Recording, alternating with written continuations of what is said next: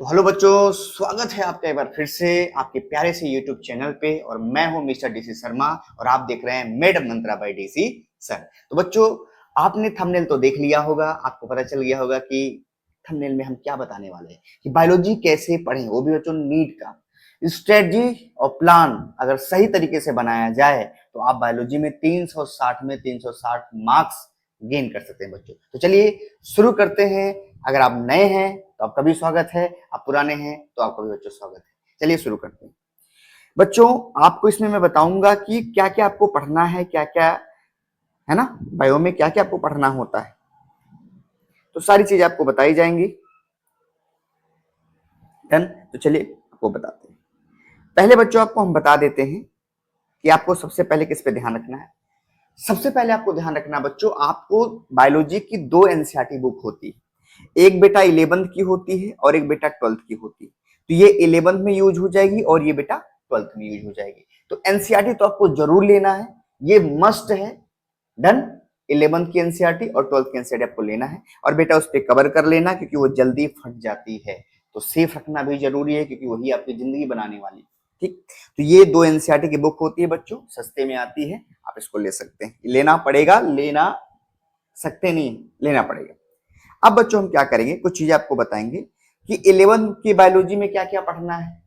हाँ, तो देखिए बच्चों, 11th की बायोलॉजी और 12th की बायोलॉजी को मिला जुला के अगर आप बात करेंगे, कुछ चैप्टर डिलीटेड है।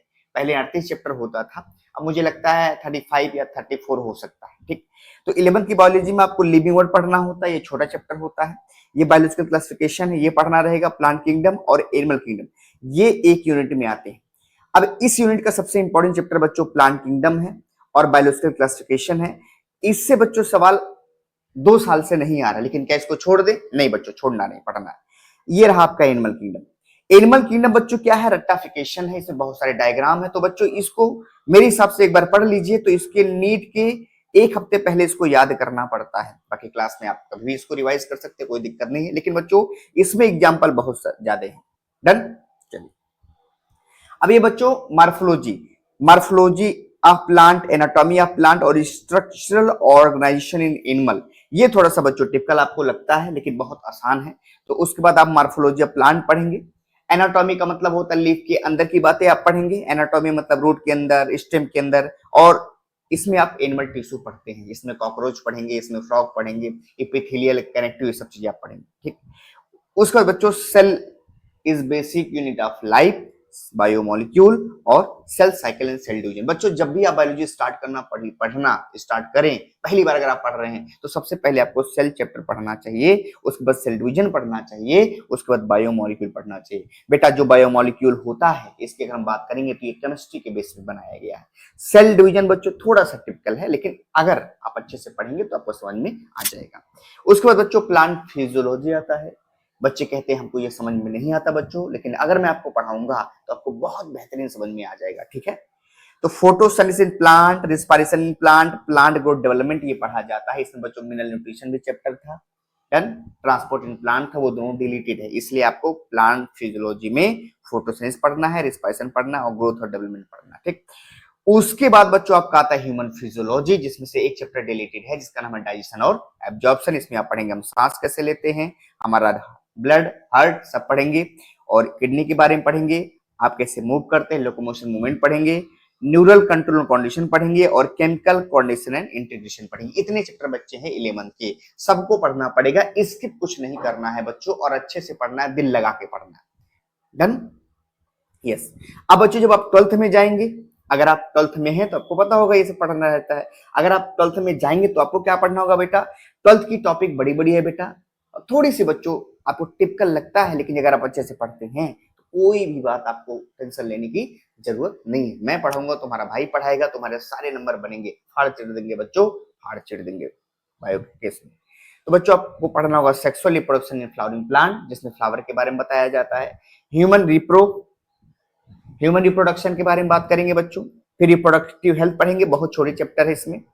और उसके बाद बच्चों सबसे सेकेंड ईयर का सबसे टिपिकल टॉपिक बायो का, प्रिंसिपल ऑफ इनहेरिटेंस, मॉलिक्यूलर, इसमें बच्चों जीन के बारे में बताया जाता है, डीएनए के बारे में बताया जाता है, आरएनए के बारे में बताया जाता है। इसमें मेंडल जी के बारे में बताया जाएगा, कोडोमिनेंस बताया जाएगा। उसके बाद इवोल्यूशन बच्चों है, ये भी अच्छी टॉपिक है। डन। कि हम कैसे इवॉल्व हुए, कैसे धरती बनी। उसके बाद बच्चों हम बीमार कैसे पड़ते हैं, ह्यूमन हेल्थ एंड डिजीज बड़ा चैप्टर है। Strategy for enhancement of food आ रहा है ना, इसमें हम पढ़ेंगे बच्चों माइक्रोब्स इन ह्यूमन वेलफेयर। तो strategy for enhancement of food बच्चों हम इसको पढ़ते हैं। उसके बाद माइक्रोब्स इन ह्यूमन वेलफेयर, उसके बाद बच्चों बायोटेक्नोलॉजी पढ़ेंगे, दो पढ़ेंगे, एक प्रिंसिपल और एक बच्चों एप्लीकेशन पढ़ेंगे। ये बच्चों बायोटेक्नोलॉजी का मतलब इसमें डीएनए के बारे में बताया जाता है कि आपके जीन को कैसे ट्रांसफर कर सकते हैं। तो strategy for enhancement in food, ये मुझे लगता है चैप्टर बच्चों डिलीटेड है, ये नहीं आता है। माइक्रोब्स इन ह्यूमन वेलफेयर आता है, ये नहीं आता है बच्चों। अब ये 12th में आपको नहीं पढ़ना, ध्यान रखिएगा। उसके बच्चों लास्ट टॉपिक इकोलॉजी, इसमें से एक चैप्टर डिलीटेड है लास्ट वाला। इसमें ऑर्गेनिज्म ऑफ पॉपुलेशन पढ़ेंगे, इकोसिस्टम पढ़ेंगे, बायोडाइवर्सिटी एंड कंजर्वेशन पढ़ेंगे। इतने चैप्टर बच्चों आपको पढ़ने हैं, तब आपका जाके 360 मार्क्स आएगा। अब कैसे पढ़ना है बेटा, ये तो मैंने चैप्टर बता दिया, पढ़ना कैसे भाई, चलो ये तो बता दूं। चलो बुक्स, अब बच्चों कह रहा है कि आपको हमेशा अगर बायोलॉजी में अच्छे मार्क्स लाने हैं तो आपको एनसीईआरटी बायोलॉजी लेना पड़ेगा, जो मैंने आपको ऊपर दिखाया है 11 12th की। ये मोस्ट इंपॉर्टेंट आपका काम है बच्चों। उसके बाद पीवाईक्यू बुक आपको लेना है एमटीजी का। हाँ क्यों सर, क्योंकि बच्चों पीवाईक्यू से आपको एनालिसिस करना है कि इस चैप्टर से किस तरह से क्वेश्चन आया है, इसलिए बेस्ट बुक बच्चों पहला आपको एनसीईआरटी फिंगर टिप्स लेना है। उसके बाद आपके कोचिंग में जो बुक लगाई गई है एक बार उसको देख लीजिए सही से। उसके बाद आपको मन करे तो मास्टर एनसीईआरटी आप ले सकते हैं। आप एनसीईआरटी फिंगर टिप्स ही लिए हैं और आप ये बुक लिए हैं एमटीजी पीवाईक्यू वाली, तभी आपका काम चल जाएगा। इससे अलावा आपको कोई ज्यादा बुक नहीं करना है, क्योंकि आपके कोचिंग वाले आपको डीपीपी तो देंगे ही, आपके क्वेश्चन तो करेंगे ही, टेस्ट तो लेंगे ही, तो आपको और अदर क्वेश्चन मिल जाएंगे। 50 बुक नहीं करना आपको, ये बहुत ही ज्यादा बच्चों बेहतर है। और इसके अलावा आप ये कर सकते हैं, आपको और ब्रांड की बुकें मिलती है तो उसको कर सकते हैं, क्वेश्चन बच्चों मिलता जुलता रहता है। और पीवाईक्यू बुक करना तो मस्ट है। ये डायग्राम देखिए मैंने दिखा दिया, बहुत बच्चों को नहीं दिखता है। ये इस तरह से बुक आएगी। अब इस तरह ये बच्चों ये ब्लू है पीवाईक्यू वाली, और ये मास्टर एनसीईआरटी बच्चों डन। हाँ और देखिए 11th का है ये 12th के लिए आती है, और ये बच्चों 11th के लिए आती है। ये देख लीजिए कलर। और ये है बेटा आपका एनसीईआरटी फिंगरप्रिंट, जो बहुत ही इंपॉर्टेंट है वर्ल्ड वाइड। इंडिया में पूरे हर बच्चा जो डॉक्टर बना है इसको जरूर करता है बच्चों। एक बार बेस्ट बुक बच्चों ये मानी जाती है एनसीईआरटी फिंगरप्रिंट। अब बच्चों कैसे पढ़ेंगे, रूल्स क्या है बेटा, रूल्स समझ लेते हैं ना, नंबर कैसे आएगा आपका। पहले बच्चों आपको नोट्स पढ़ना है, फिर बेटा आपको एनसीईआरटी पढ़ना है, फिर बच्चों आपको पीवाईक्यू लगाना है। मतलब कोई भी चैप्टर आप उठाते हैं तो पहले नोट्स पढ़िए, नोट्स आप पढ़ेंगे बेटा तो आपका दिमाग का ढक्कन खुलता है कि ऐसे नहीं ऐसे होता है। फिर बच्चों एनसीईआरटी आपको अच्छे समझ में आ जाता है। फिर बच्चों एनसीईआरटी के फिंगरप्रिंट्स करिए, क्वेश्चन लगाइए, और आप बच्चों हर एक चैप्टर का 250 क्वेश्चन एमसीक्यू करिए, मिला जुला के, टेस्ट मिला के, बुक मिला के, तो आपका दिमाग खुल जाएगा और आपको समझ में आएगा क्वेश्चन किस तरह से बनते हैं, किस तरह से क्वेश्चन बन सकते हैं। उसके बाद बच्चों ज्यादातर आप रेफरेंस बुक का प्रयोग नहीं करेंगे, बार बार रेफरेंस बुक नहीं पढ़ना। जो टीचर ने आपको नोट्स दिया है उन्हीं पे बिलीव सिस्टम बना के रखिए, उन पे बिलीव करिए। 50 बुक पढ़ने से आप 50 क्वेश्चंस लगा से।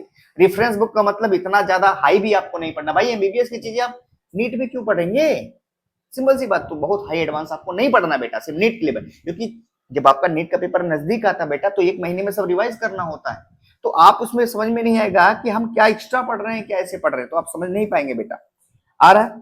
और बेटा एनसीईआरटी को बार बार पढ़ना है, कम से कम बच्चों एक साल में 50-100 बार एनसीईआरटी को रट लेना है, क्योंकि उसकी एनसीईआरटी लाइन टू लाइन आता है। क्या लाइन टू लाइन, इसलिए बेटा यहाँ लिखा गया।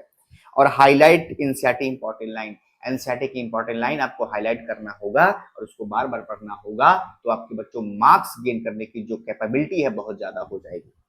और बच्चों अगर मैं अपनी बात करूं तो मैं आपका बायो फैकल्टी हूं, आ रहा है। मेरा नाम है डीसी शर्मा और मैं एक्स फैकल्टी ऑफ फिजिक्स वाला का डन और अनअकैडमी का। और मेरा बच्चों 7 साल का एक्सपीरियंस है बायोलॉजी पढ़ाने का। और बायो बच्चों इतना स्मूथ और इतना टैकलिंग करके आपको पढ़ाई जाएगी, आपको बच्चों मजा आ जाएगा। तो बच्चों जो वीडियो लेक्चर हमारे स्टार्ट हो रहा है लाइव क्लास यूट्यूब पे 5 मई को स्टार्ट हो रहा है, जिसमें हम क्लास 12th को 9 PM से 10 PM पढ़ाएंगे और बच्चों क्लास 11 को सुबह में पढ़ाएंगे। हो सकता है ये शाम 11 का शिफ्ट हो, शाम में हो सकता है बच्चों। तो वीडियो अच्छी लगी हो बच्चों तो लाइक शेयर जरूर करिएगा और यूट्यूब चैनल को हमारे सब्सक्राइब कर लीजिएगा। थैंक यू बेटा, थैंक यू।